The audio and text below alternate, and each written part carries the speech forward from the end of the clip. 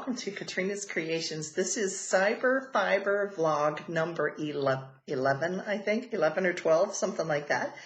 And this week I'm just going to, because we haven't really had a whole lot going on other than me being in a bunch of meetings, I thought I would focus on Memorial Day. So first off, I wanted to say if you are a serviceman or woman or have served in the armed forces, or your family has, we appreciate your service. I thought first I would tell you about my husband's military service. He was in the Army, and he served in the Old Guard, which is it is the 3rd U.S. Infantry Regiment. It's also known as the Escort to the President. And it is the oldest, I'm reading from notes because I had to check all this information out with him before I read it to make sure it's right. It's the oldest currently active regiment in the regular Army. It was formed in 1784 and has been a ceremonial unit since 1948, although they are trained for combat. My husband did have to do regular combat training. Arlington Cemetery, if you are familiar with the Washington, D.C. area, it is a national cemetery, and it's where President John F. Kennedy is buried. And a lot of our servicemen, I forget how many thousand, are buried there. But some of the responsibilities of the service that my husband was in, the particular regiment he was in, is they do the funerals at Arlington Cemetery. And they also handle dignified transfers of fallen soldiers returning to the U.S. if their bodies are flown home or whatever. His regiment were the ones that handle that at the airport when they come in. They also handle the ceremonial wreath ceremonies at the Tomb of the Unknown Soldier. They do what's called the Twilight Tattoo and the Spirit of America pageants, which are like the history of the soldier throughout the U.S. Throughout U.S. history. We went down and saw it years ago when our kids were little. It was really interesting and very interesting to see. But other responsibilities that they had, if you're familiar with the Tomb of the Unknown Soldier, that is part of my husband's regiment. And the Continental Color Guard that you see carrying the flags at special ceremonies where the president is in, that is part of that color guard, is part of his unit, as well as the Presidential Salute Battery, the caisson platoon, and the riderless horse. Those are used during when a president passes away. They have like a wagon that's pulled by horses that carries the casket, and the horse that has the shoes on backwards, and they ride it down, and it doesn't have a rider on it. Those are all part of that same unit, as are the Commander-in-Chief's guards, which wear uniforms, and this was the part my husband did. He did the funerals at Arlington Cemetery, and on Memorial Days he had to go around and put the little American flags that are about this tall. They would put those in front of every one of the thousands of graves that are out there. But he also was part of the Commander-in-Chief's Guard. This was the division he was in, where they actually wear colonial garb that was replicating what George Washington's uniformed guards wore. So he does that, or he did that. And then they're also part of the U.S. drill team and the Old Guard Fife and Drum Corps. So all of those different specialty groups make up part of the Old Guard, which is what he was in. They are the only unit in the country that is authorized to march in parade with fixed bayonets. And that is because it's in honor of a bayonet charge that particular regiment participated in 1847 during the war with Mexico. So all of that being said, to tell you a little bit about Arlington Cemetery, if you've ever been there or seen pictures, you'll notice it looks like a Southern plantation home on the grounds of Arlington Cemetery. Here's a little bit of trivia. That house belonged to Robert E. Lee. Now, if you're not from the U.S., you might not know who Robert E. Lee was. During the American Civil War, Robert E. Lee led the Southern forces, or Confederates, against the Northern forces, or Yankees. And the only thing that separated between the northern and the southern portions of the country that were going against each other was the Potomac River. And Washington, D.C. is on one side of the Potomac River, and Arlington Cemetery in Arlington, Virginia is on the other side of the river. So during the time of the Civil War, Robert E. Lee was, of course, out leading the troops, and his wife could not pay the taxes on the property, and it was seized by the government. And to keep him from ever returning to his home property, they made it into a cemetery. So the house that is there was Robert E. Lee's mansion. The other interesting thing is Robert E. Lee was married to the great-granddaughter of Martha Washington. So George Washington did not have any children, but his wife from her previous marriage, she was a widow. Her husband, I think, passed away when her children were very, very little. Like, I think her son was like 3 years old when he passed away.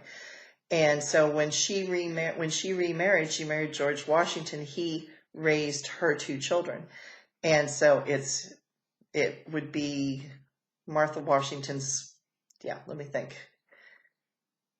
So Robert E. Lee's wife was Martha Washington's great-granddaughter.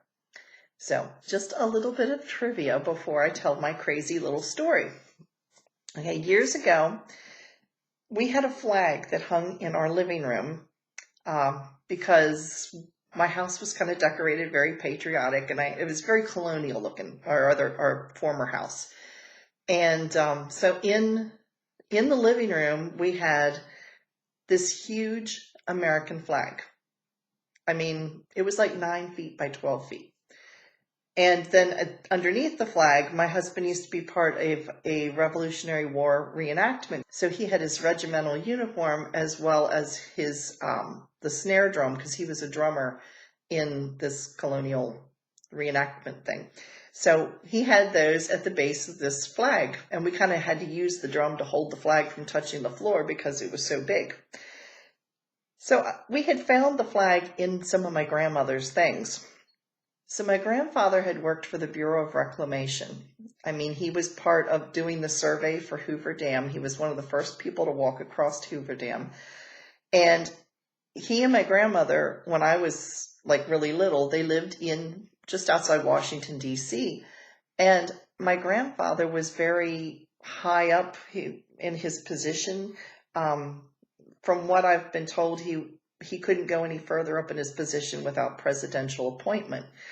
So my grandmother had told me over the years, they went to dances at the East Room of the White House, and she and her ladies group had coffee and donuts with Jacqueline Kennedy. And then President Kennedy happened to walk in and sit down and have a cup of coffee with them as well. I think my grandmother's ladies group was there because at that time Jackie Kennedy was trying to raise funds to restore the White House to its former glory. So I have a feeling that's maybe why her ladies group was there. I never asked her what they were doing there. But anyway, so my grandfather worked, like I said, for the Bureau of Reclamation, and he was pretty high up there. He also worked when he retired from there, he went and worked for World Bank and traveled kind of as a diplomat for World Bank to make sure that the money that was being given to different places was being used for the appropriately. So when we found this flag, my thought was, oh, this flag must, my grandfather was fairly, he was fairly important. And I thought, this maybe flew over an official building or something. I mean, my grandfather knew different ambassadors.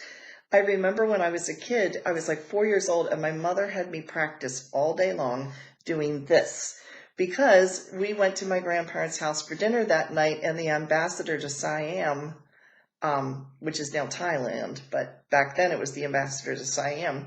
This would have been in like 1966, something like that. He was having dinner with them. He was a friend of theirs. He was having dinner with them, and my mother wanted me to greet him the way Siamese children greeted adults. And so all day long I had to practice doing this. I do remember that vaguely. Like I said, I was about 4 at the time. But anyway, so I find this flag, And I'm thinking, this has been over some important building and all this stuff. It's a 48-star flag. So I've got it hanging in my living room for several years. And finally, I asked my grandmother, I was like, so, Grandma, what building did that fly over? Where did that flag come from? And she got to laughing when she realized what flag I was talking about. She goes, oh, honey, that didn't fly over top of a building. I said, it didn't. She goes, oh, no. That wasn't your grandfather's flag. That belonged to my brother-in-law. It was over his casket when he died. And it was like, ew, it's been hanging in my living room for years. And here it was a flag that had been like draped over a casket. So anyway, it was kind of, after that, it became kind of funny. She was like, well, my brother-in-law would have gotten a kick out of that one. You know, he would have thought it was funny. So it became a conversation piece every time we had guests over, and they say, oh, look at that huge 48-star flag. And I was like, yeah, it was draped over a coffin. Yeah. Anyway, I know, little crazy, bizarre story.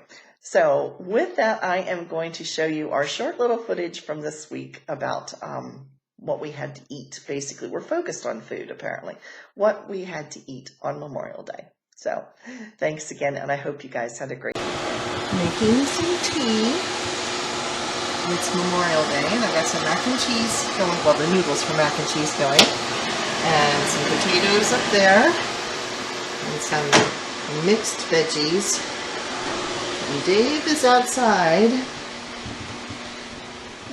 doing some steaks. There he is. And there is the dog, just in case something drops, because we do that. Right, Cricket? Yeah? Yeah, licking her chops. Show him the steak. Let me get closer.